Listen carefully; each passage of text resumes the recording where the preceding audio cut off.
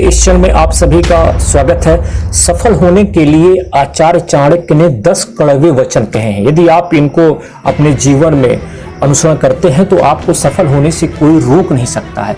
आचार्य चाणक्य कहते हैं कि अगर आपने अपने मन में कोई काम सोच लिया है कि हमें यह कार्य करना है, उसे कभी भी किसी दूसरे को ना बताएं, उसको शेयर ना करें, बल्कि उस काम को अपने मन में दृढ़ता पूर्वक रखे रहें और उसे पूरा करने की कोशिश करें। हो सकता है कि मान लीजिए कल आपने कहा कि कल मैं यह जमीन खरीदूंगा और इसको आपने अपने कई लोगों से शेयर कर दिया, तो हो सकता है कि आपसे पहले उस जमीन को कोई दूसरा व्यक्ति खरीद ले और आप घाटे में चले जाएं, विघ्न पैदा हो जाएगा। इसलिए जो आप अपने मन में सोचें उसे जब तक पूरा ना कर लें तब तक आप किसी से उस बात को ना कहें। कई बार लोग कहते हैं कि जो नसीब में होगा वही मिलेगा, लेकिन आचार्य चाणक्य इससे थोड़ा असहमत हैं। वह कहते हैं कि मनुष्य को हर चीज नसीब पर नहीं छोड़ देना चाहिए, बल्कि अपनी मेहनत पर भी आप भरोसा रखें, क्योंकि नसीब पर चलने वाला व्यक्ति हमेशा बर्बाद हो जाता है, इसलिए कि वह हर चीज को नसीब पे दोष देगा और कर्म करना बंद कर देगा। आचार्य चाणक्य आगे कहते हैं कि मनुष्य को काम करने के लिए हमेशा व्यवस्थित रहना चाहिए, क्योंकि बिना व्यवस्था के काम करने वाले लोग कभी सफल नहीं हो पाते। जैसे कि मान लीजिए कि आप एक घर बनाना चाहते हैं, तो उस आपके पास क्या होना चाहिए? व्यवस्था होनी चाहिए। आपके पास पैसा होना चाहिए, मजदूर होना चाहिए, सीमेंट होना चाहिए, गिट्टी होनी चाहिए, बालू होना चाहिए, जमीन होना चाहिए।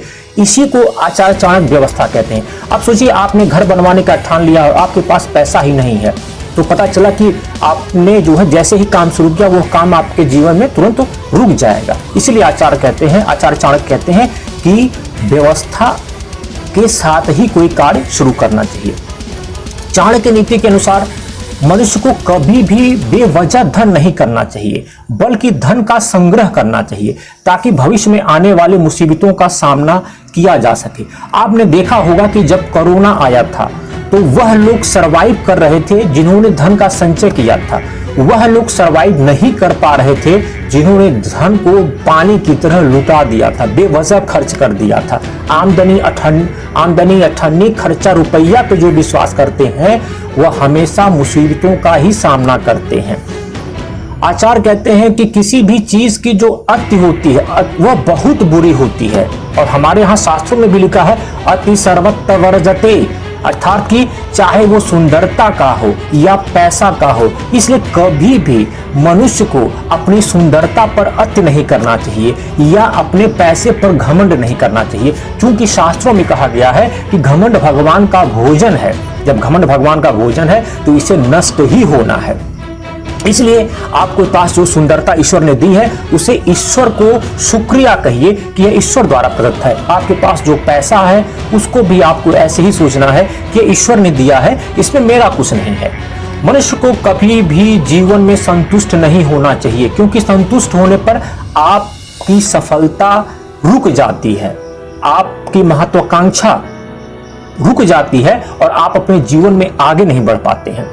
अगर किसी ने भी आपके जीवन में कभी भी मदद की हो और आपको मौका मिला है उस व्यक्ति की मदद करने का, तो उससे कतई न चूकें, क्योंकि एक दूसरे की भलाई करने से ही जीवन आगे बढ़ता है और आप सफल होते हैं। आचार्य चाणक्य कहते हैं कि जो व्यक्ति मेहनती होता है वह कभी गरीब नहीं हो सकता, क्योंकि वह मेहनत के बल पर इतना कमा लेगा कि परिवार का भरण पोषण कर सके। इसलिए संस्कृत में भी कहा गया है उद्यमेन ही सिद्ध्यन्ति कार्याणि न मनोरथै न सुप्तस्य सिंहस्य प्रविशन्ति मुखे मृगा, अर्थात कि उद्यमेन ही सिद्ध्यन्ति, उद्यम से परिश्रम से ही सिद्ध्यन्ति, कार्य सिद्ध होते हैं, न कि मनोरथ करने से। उसी प्रकार जिस प्रकार से सोए हुए सिंह के मुख में मृग प्रवेश नहीं करता, उसे भी खाने के लिए अपना कार्य करना पड़ता है।